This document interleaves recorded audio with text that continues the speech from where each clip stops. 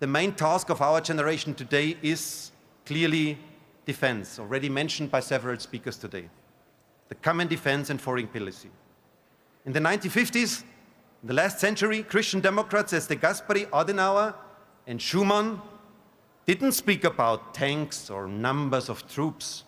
They said that's a business for the generals. They spoke 7 years after the horrible Second World War. They spoke about making peace with the arch enemy, about forgiveness.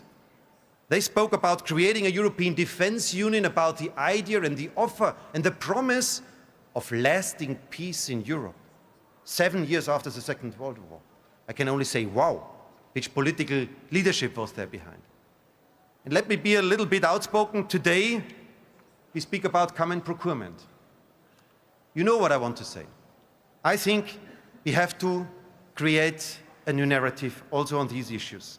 Until now, we only strengthen national armies with the decisions we made on European level. And we do this in a moment where the French right extreme is knocking on the door of the Élysée, and where in Germany the AfD gets around 25% in the polls. Dear colleagues, strong national armies and strong right extreme parties on national level, historically, this is frightening me.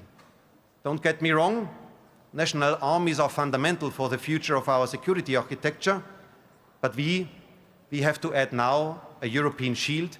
We need an architecture like the Euro was on the economic side.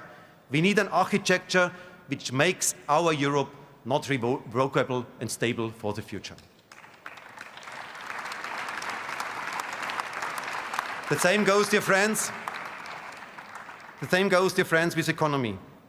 Christian Democrats invented the social market economy.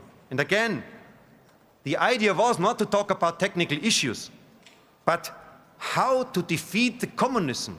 Social market economy won against communism. And today our economic answer have to beat the authoritarians.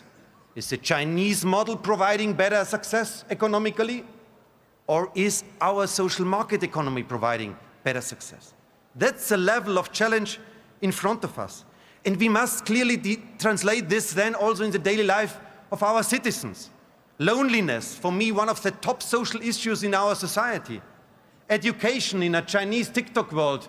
And do you remember 20 years ago, your post officers, when he brought mail to your house? In my village, it was a man with a uniform, and we knew him, and there was a personal relationship.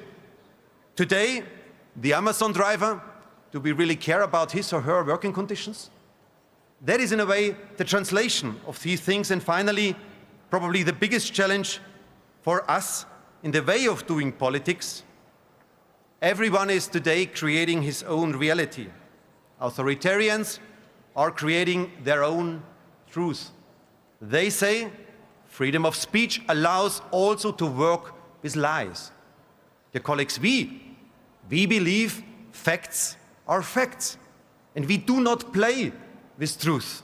But let's be honest, there is a huge political battleground which we have to win in the next years in front of us.